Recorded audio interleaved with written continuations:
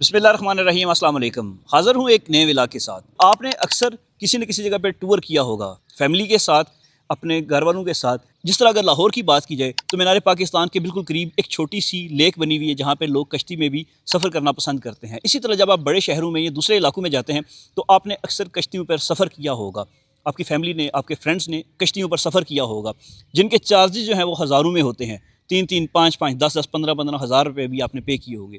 मगर आज मैं कश्मीर में आपको एक ऐसी जगह पर लेकर जा रहा हूँ जहाँ पर कश्तियों पर सफ़र करना रोज़मर्रा की आदत है। एक शहर से लोग दूसरे शहर तक कश्तियों पर जाते हैं और इस सफ़र का जो किराया है वो बिल्कुल महदूद है। तो चलें उस इलाके में चलते हैं, आपको दिखाते हैं कि ये सफ़र कैसा है, क्यों लोगों को आज भी कश्तियों पर सफ़र करना पड़ रहा है और इन कश्तियों में रख के क्या क्या लेके दूसरे इलाकों तक जा सकते हैं। तो चलें चलते हैं मीरपुर आज़ाद कश्मीर के बिल्कुल करीब और आपको दिखाते हैं ये खूबसूरत सा मंज़र।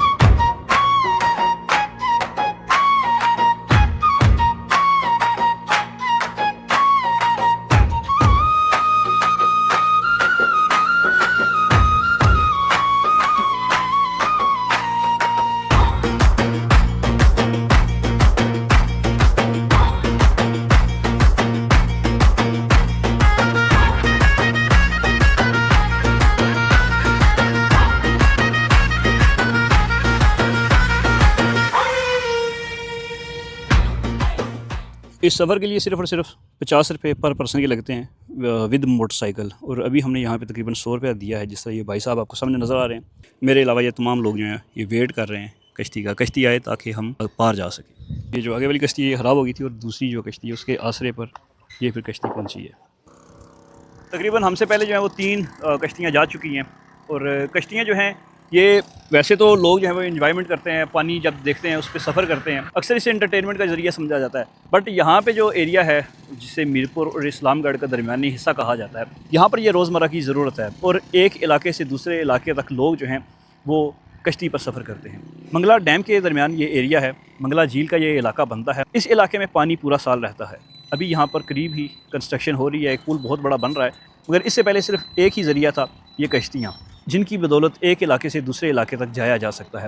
और इस इलाके में ये कश्तियाँ क्यों मौजूद हैं? क्योंकि इनकी बदौलत कम से कम 1 घंटे का जो सफ़र है वो कम हो जाता है। तो इस वजह से अक्सर लोग जो स्पेशल बाइक पे सफ़र करते हैं वो इस इलाके में कश्तियों के ज़रिए एक इलाके से दूसरे इलाके तक चलते हैं।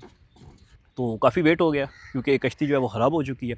अभी दूसरी कश्ती उसी पे ही जो है वो 2 तरफ़ा ट्रैफिक चल रही है। हम भी उसी का वेट कर रहे हैं और थोड़ी देर तक फिर हम भी पार चलते हैं। कम से कम ये 5 से 7 मिनट का मुख्तसर सा सफ़र है।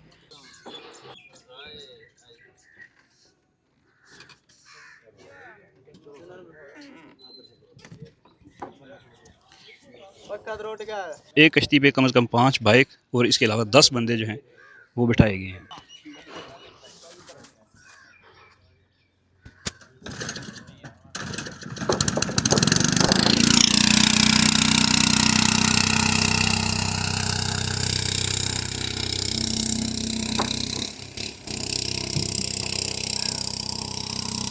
कम से कम मैंने 10 काउंट किए थे, बट ये 13 बंदे जो हैं इस कश्ती में बैठे हैं और 5 बाइक ने रखे हैं। हल्की सी कश्ती है, पानी में देखें कैसे मतलब हिचकोले खाते हुए जा रही है।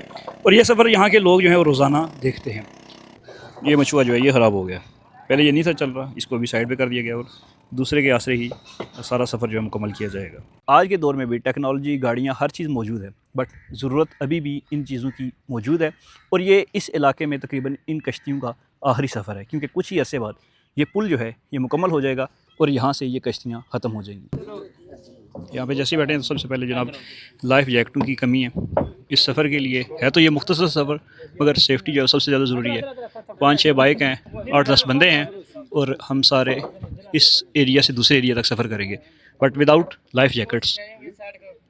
कहने को तो ये एक सिंपल सा वर्ड है लाइफ जैकेट, बट खुदा न खास्ता अगर कोई ना कोई हादसा हो तो उससे सबसे पहले जो ज़रूरी चीज़ है इस सफ़र में वो लाइफ जैकेट ही है।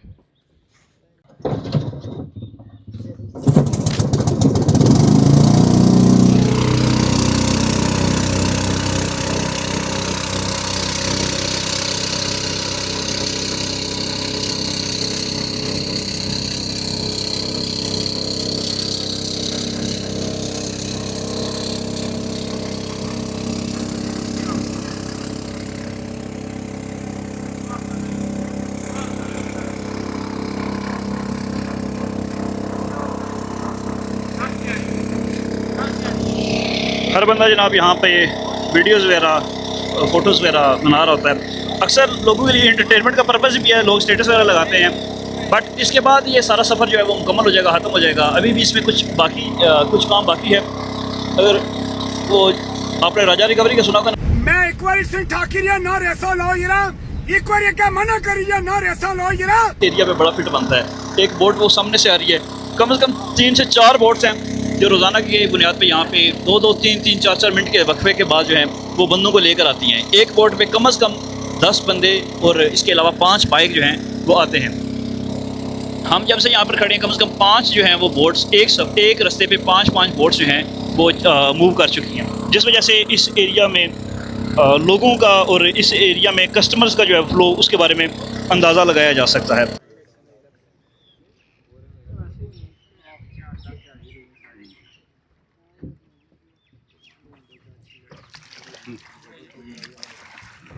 अभी यहाँ से जनाब इन बाइक्स वगैरह को उतारा जाएगा, क्योंकि मैंने डबल टिकट लिया हुआ है, मतलब मैंने वापस जाना है यहाँ से, तो इस हवाले से अभी इन सारे बाइक्स को ऑफलोड किया जाएगा। बंदे उतरेंगे, दोबारा नए बंदे बैठेंगे जो ऊपर खड़े हैं, और उसके बाद फिर यहाँ से अगला सफ़र जो है वो स्टार्ट होगा।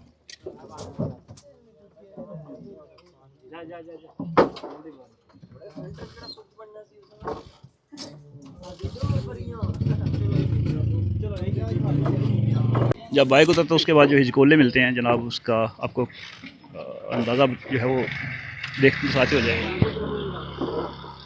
जनाब इस साइड से लोडिंग जो है वो स्टार्ट हो चुकी है और यहाँ से दूसरे एरिया में हम जाएंगे। आज से बहुत अरसा पहले लोग जो हैं वो कश्तियों पर सफ़र किया करते थे। आज़ाद कश्मीर के इस शहर के बारे में, मीरपुर के बारे में ये कहावत भी मशहूर है कि यहाँ पर सबसे ज़्यादा कश्तियाँ बनती थी। यहाँ के लोगों का जो प्रॉपर पेशा था वो कश्तियाँ बनाना था, क्योंकि पुराने मीरपुर और उससे पहले जहाँ पर लोग चौमक में रह रहे थे, इन दोनों जगहों के करीब सिर्फ और सिर्फ पानी था। चौमक का मतलब है 4 दरियाओं की मिलने की जगह, या 4 पानियों के मिलने की जगह। इसी तरह जब वहाँ से लोग पुराने मीरपुर में आए तो यहाँ पे भी दोनों तरफ जो है वो पानी था, करीब ही दरियाए झेलम और दरियाए पुंछ भी बहता था। इस वजह से यहाँ के लोगों का एक बहुत बड़ा पेशा जो है वो कश्तियाँ बनाना था। वो लोग तो नहीं रहे, मगर अभी भी लोग इस इलाके में पानी की वजह से कश्तियों पर सफ़र करते हैं।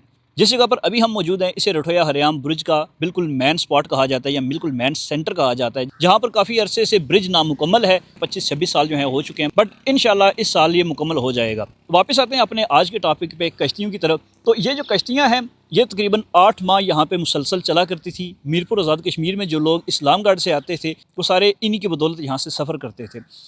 अभी भी आपने देखा होगा कि यहाँ पे कश्तियों की कितनी ट्रैफिक है। एक कश्ती कम से कम 10 बंदे और 5 बाइक एक टाइम पर लेकर आ रही है। मुझे यहाँ पे कम से कम घंटा हो चुका है और 1 घंटे में कम से कम हमने 25 से 30 मरतबा इनको आते जाते देखा होगा।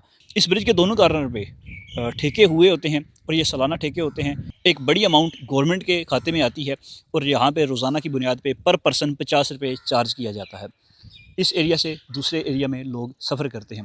बात जो हमने स्टार्ट की थी कि लोग जो हैं वो एंटरटेनमेंट के लिए कश्तियों पर सफ़र करते हैं, झूले लेते हैं, बट यहाँ पर एंटरटेनमेंट का पर्पज़ नहीं है, बट यहाँ पे ज़रूरत है और इस ज़रूरत को मद्देनज़र रखते हुए यहाँ पे कश्तियाँ जो हैं वो चलाई जा रही हैं।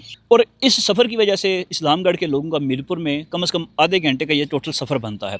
अगर वो बाय रोड ये सफ़र करें तो 1 घंटे की मुसाफत उन्हें तय करनी पड़ती है। जिस तरह अगर पेट्रोल की बात की है तो रिसेंटली पेट्रोल जो है वो 400 रुपये लीटर हो चुका है। तो इस वजह से इस रोड पर ट्रैफिक बहुत ज़्यादा हो चुकी है।